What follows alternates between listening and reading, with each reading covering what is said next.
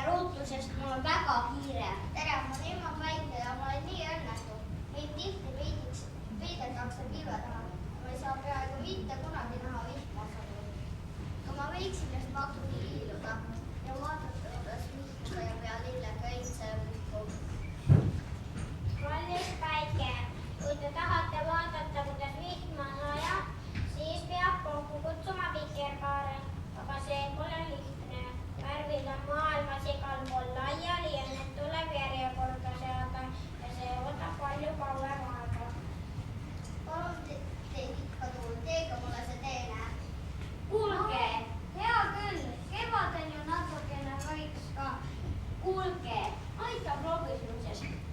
kiire, kas ma saan juba saama hakata või mitte. On juba nii raskeks muutunud, et ei saanud sekundit kodata. Kus on selle abivajaja? Stopp, noormees. Lõpetan siin päikesega juttu vajamise. Viisakus enne kõike. Sain aru, et mul see asja pealt oli kiirabi korras. Siin ei aita enam kiirabil, vaid on vaja superpilve. Pilveke, 1, 2, 3. Tähelepanu valmis olev läks. Pilveke rutis raikuna.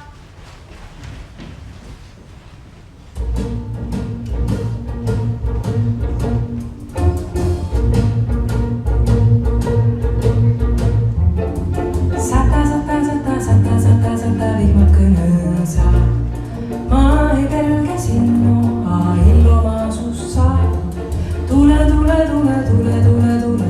kõnõsa. Sukka rinda pista ja suvel purjeta. Tuule laiva hinda leida.